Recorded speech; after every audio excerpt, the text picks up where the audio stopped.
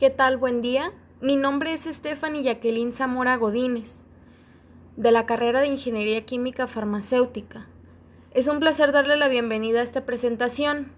El tema que abordaré es fundamental sobre el espectrofotómetro de absorción atómica.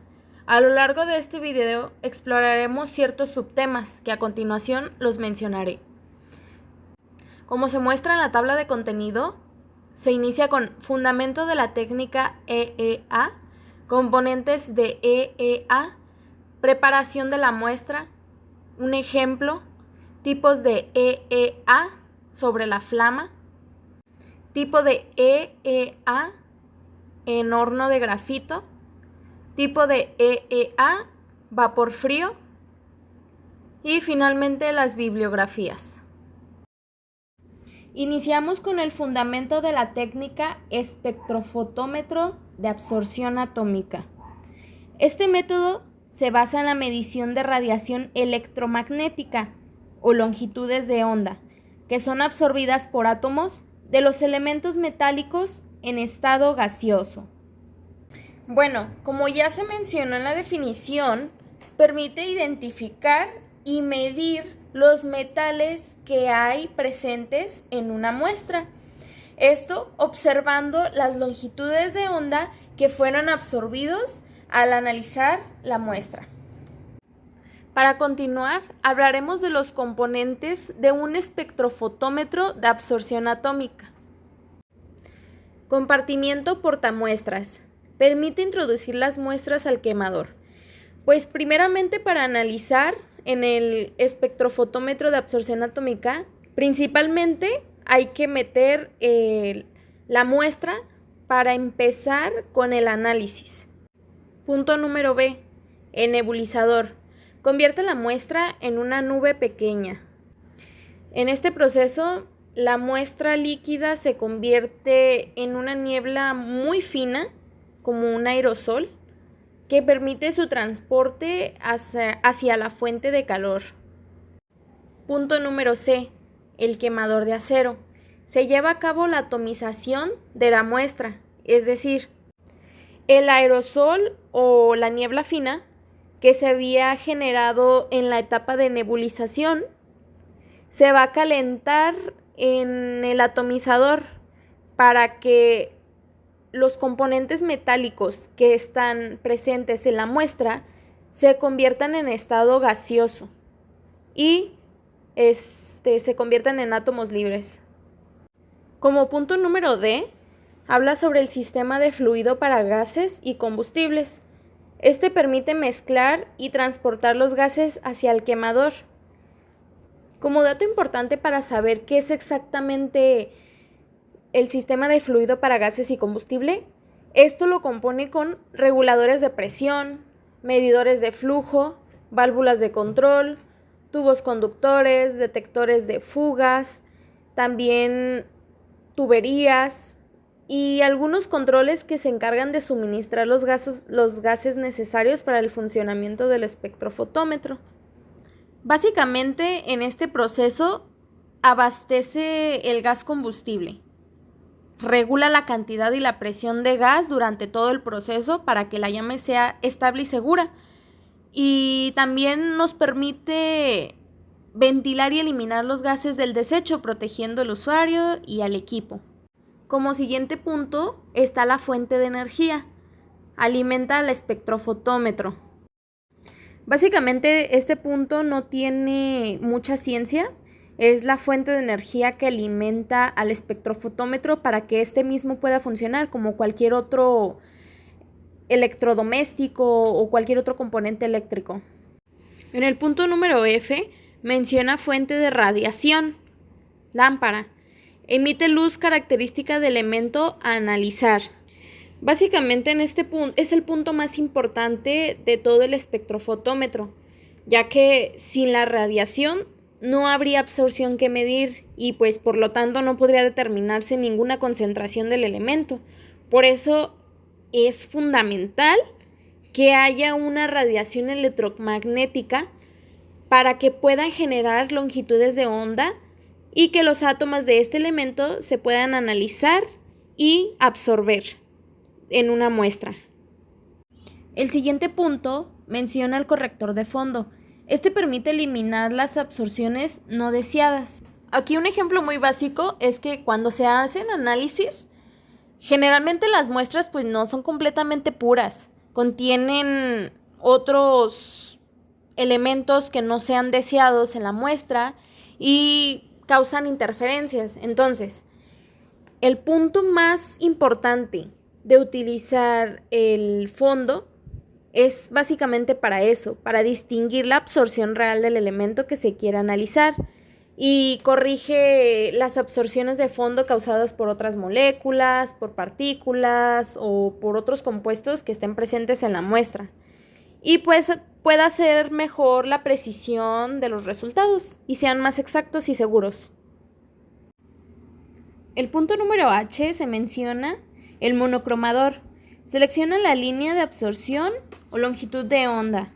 Básicamente es una ranura de entrada. Deja pasar un haz de luz estrecho, puede ser un prisma o una red de difracción y permite su salida, una longitud de onda que sea seleccionada. Esto evita que se filtre luz y que solamente llegue la longitud de onda específica para que éste sea absorbida, para que sea una medición segura y precisa. De hecho, en este primer paso, cuando se utiliza el monocromador, pasa la longitud de onda, como se muestra en el diagrama, pasa la longitud de onda, que es la H, y se sigue la longitud de onda hasta chocar con un detector, que es mejor conocido como el fotomultiplicador. Ahora, ¿qué es un fotomultiplicador? Este mismo es un detector para determinar un intervalo de 190 a 850 nanómetros. Es decir, este básicamente determina la cantidad de luz que no ha sido absorbida por la muestra. Este es convertido en una señal eléctrica amplificada y permite determinar la concentración de metal presente. El siguiente punto habla sobre el amplificador.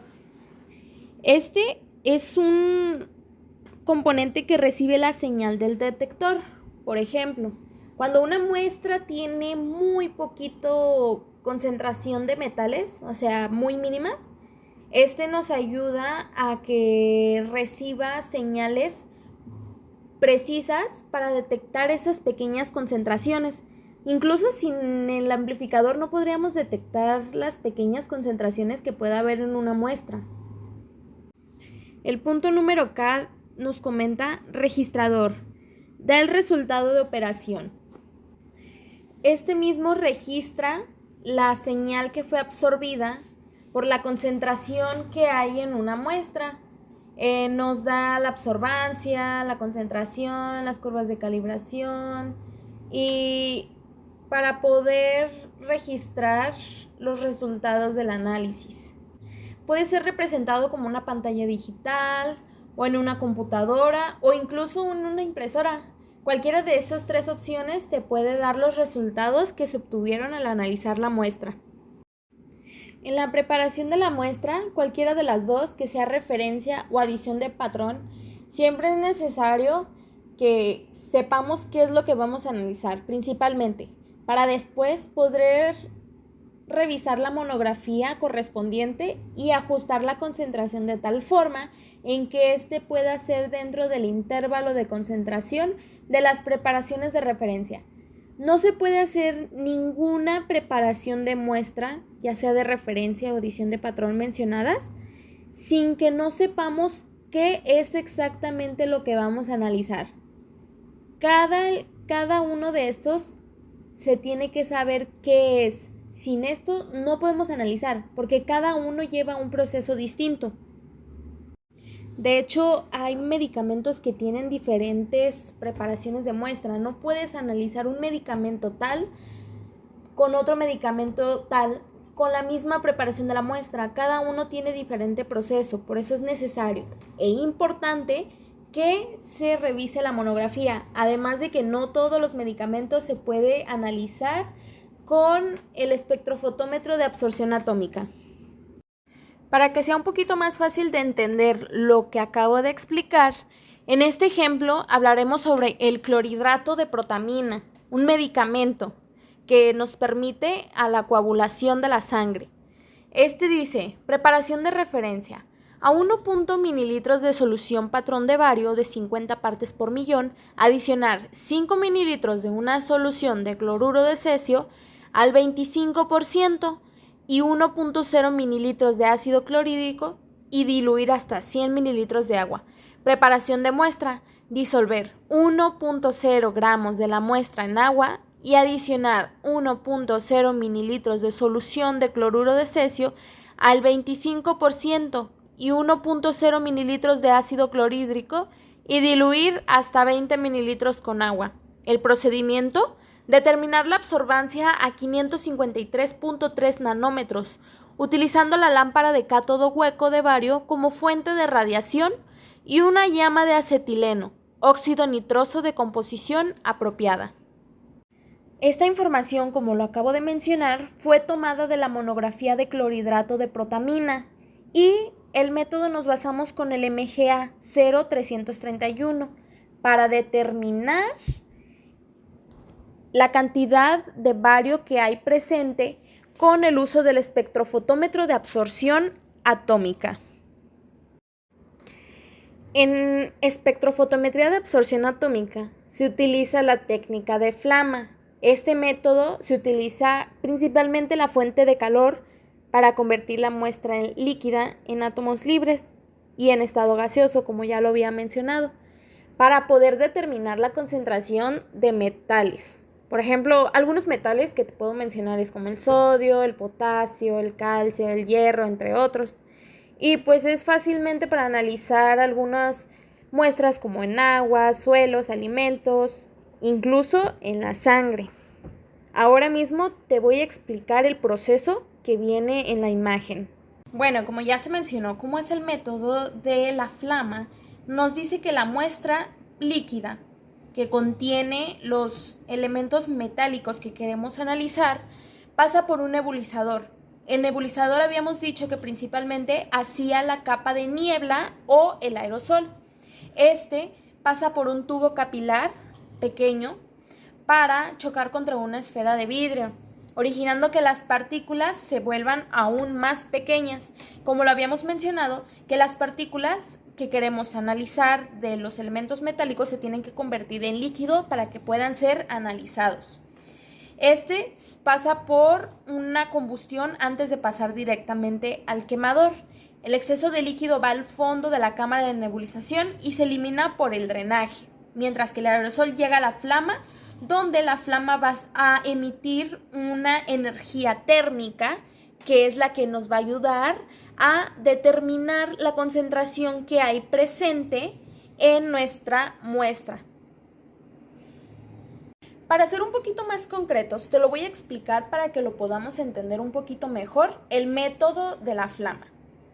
Si yo tengo una muestra de agua, a simple vista no alcanzamos a notar la cantidad de metales que hay presentes, ni sabemos qué tipo de metales hay presentes aquí. Entonces utilizamos el método de la flama para saber analizar esta muestra de agua. Nosotros introducimos esta muestra de agua en el espectrofotómetro. Utilizando el método de la flama, este mismo se convierte en un spray. Cuando tú tocas, cuando empieza a hacerse una niebla, cuando aprietas un spray, empieza a salir así como pequeñas gotitas que las puedes sentir, pero a veces no se pueden notar.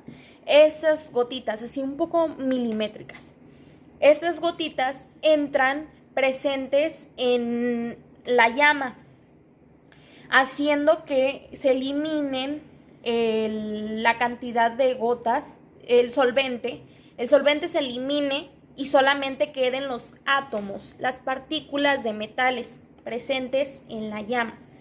En ese momento pasa una radiación de luz por la llama, haciendo que estas sean absorbidas por las partículas que están flotando alrededor de la llama. O sea, están las partículas flotando, aquí están flotando las partículas en la llama, entonces pasa un haz de luz, así, y alcanza a detectar, por ejemplo, tengo aquí una partícula que está volando con varias y pasa las de luz por aquí. Entonces alcanza a tocarla, el átomo. Entonces en ese momento, cuando el haz de luz alcanza a tocar varias, es cuando nos arroja la cantidad de luz absorbida. Y entre esos átomos que no son tocados, la luz que no alcanza a tocar también es la que nos está dando, el resultado también que nos está dando. Cuando ya tienes el resultado de la cantidad de luz que fue absorbida por las partículas que están flotando, o sea, los metales, es cuando ya puedes puedes utilizar los cálculos para saber la cantidad de metales que habían presentes en esta muestra y el tipo de metales que hay. También existe el método de horno de grafito. En este te voy a explicar exactamente qué es. El siguiente método que te voy a explicar es el de horno de grafito. Es un proceso por el cual la muestra pasa por un tubo de grafito. Te la voy a mostrar aquí. ¿Cuál es exactamente el tubo de grafito? Vamos a hablar sobre el horno de grafito. Aquí nos menciona que es un proceso en el cual se utiliza un tubo de grafito a temperatura muy elevada hasta su calcinación, para después pasar a un estado de vaporización o atomización. Este mismo permite una mayor sensibilidad a comparación del método de flama. Cabe mencionar que en este procedimiento se hace el menor uso de muestra. El proceso está fácil. Se utiliza un tubo de grafito. Digamos que este es el tubo de grafito. Como ya te lo había mencionado, te enseñé una imagen cómo es un tubo de grafito, pero muy pequeño, es muy pequeño. Se utiliza una muestra. Vamos a utilizar la misma muestra de agua, pero en esta parte vamos a utilizar microlitros. Vamos a utilizar un microlitros para ponérselo al tubo de grafito. Este va a pasar por el proceso de calentamiento hasta llegar a la calcinación. Se van a evaporar todos los elementos que no sean un metal. Por ejemplo, todos los contaminantes y el agua va a ser eliminado. Lo único que van a quedar son los metales, pero los metales se van a evaporizar hasta llegar a que sea una atomización. Cuando los metales estén atomizados, va a pasar la radiación de luz y los átomos de metales van a absorber esa radiación de luz. ¿Cuál es la diferencia? Te voy a explicar la diferencia entre el método de flama y el método de grafito, porque al parecer suenan completamente iguales. Bueno, a comparación del de flama, se utiliza cuando quieres que sea un proceso más rápido, cuando quieres que sea una concentración más grande, incluso es más barato, es menos costoso, tiene menor sensibilidad. El de grafito, si te fijas, utilizamos una pequeña cantidad en microlitros. Con esa pequeña cantidad tiene mayor sensibilidad este método. Puedes calcular concentraciones muy pequeñas de metales que hay presentes en una muestra. O sea, es más, ¿cómo te puedo explicar? Es más preciso y puedes detectar hasta metales difíciles de detectar. O sea, hay metales que son muy, muy, muy pequeños, o hay concentraciones que son muy mínimas que no se pueden detectar con el método de flama. Entonces, es un poco más costoso, es más preciso, se utiliza para determinar concentraciones muy mínimas, pero es muy preciso. A comparación del de flama, es muy preciso. Entonces, entre esas dos muestras, pues la verdad es que entre costos y precisión, se utiliza mayormente el de grafito y se utiliza el de flama. Ahí ya es decisión del consumidor. Y por último, te voy a explicar el método de vapor frío. Este método es muy simple y se utiliza solamente para analizar el mercurio. Te lo explico. El método de vapor frío. ¿Sabes por qué el método de vapor frío? porque solamente analizamos mercurio. No se puede analizar cualquier otro metal, solamente mercurio. Y te lo explico. Primeramente, se agrega una muestra líquida. Vamos a utilizar la misma muestra que hemos utilizado en los otros dos métodos. Nuestra famosa botella de agua. En esta botella de agua vamos a tomar una pequeña cantidad de reactivo químico reductor. ¿Esto para qué funciona? Te vas a preguntar. Bueno, el mercurio necesita un reductor para que este gas se convierta en temperatura ambiente, para después que el mercurio sea arrastrado por un flujo de aire o de gas inerte hacia una celda donde será analizado. Si te fijas, vapor ambiente quiere decir que el mercurio está a temperatura ambiente. O sea, ¿por qué? Porque es un gas, porque no necesita temperatura para que se convierta en un gas. A comparación del horno de grafito y de la flama, esos necesitamos la temperatura muy elevadas para convertir los metales en un gas, para que se conviertan en atomización. Pero el mercurio ya está en un estado de gas, entonces está a temperatura ambiente, no necesita una temperatura elevada para convertirla en gas, porque ya está. Entonces, cuando ya está en gas, va a utilizarse lo mismo, la radiación, las longitudes de onda, que van a ser utilizados para determinar la concentración que hay de mercurio en nuestra muestra de agua. Es un proceso más fácil, no utilizamos temperaturas, o sea, la misma temperatura. Por eso es que solamente se utiliza para el mercurio, porque es a vapor frío, no se utilizan temperaturas. Entonces, es muy sensible, es seguro, es rápido y la verdad es que sí es costoso porque solamente se utiliza para un metal. Me faltó recalcar por qué es sensible. Sensible es porque detecta cantidades muy pequeñas de mercurio. Si nuestra muestra tiene cantidades muy pequeñas, las alcanza a detectar. Es seguro porque con una buena ventilación, con un buen manejo, un buen uso, hay que estar completamente capacitados, no nada más en el de vapor frío. En cada una de las técnicas necesita personal capacitado para saber utilizarlo. Pero como en este caso el mercurio es un elemento muy tóxico, es necesario que sea utilizado por personal que esté completamente capacitado. Otra, ¿es rápido? Sí. ¿Por qué? Porque no nos esperamos al proceso que te acabo de mencionar, no nos esperamos al proceso largo de que hay que esperar a que se caliente, hay que esperar a que se evapore, o sea, es un proceso muy rápido. Lo que sí te voy a decir es que es costoso. ¿Por qué? Porque se utilizan reactivos caros, que es el que te acabo de mencionar, que es el reactivo reductor, que se utiliza para el mercurio. Es un químico costoso, eso es lo que cuesta, o sea, pero en resumen es un método simple. Entonces para medir cantidades de mercurio, convierte el mercurio en muestra líquida y luego después a un proceso de vapor y se puede determinar la concentración que hay en una muestra. Muchísimas gracias, espero que se haya entendido completamente el tema. Se habló sobre el proceso, la definición, los componentes, los ejemplos, los métodos. Espero que se haya entendido de verdad. Lo hice para que se pueda entender mejor este proceso.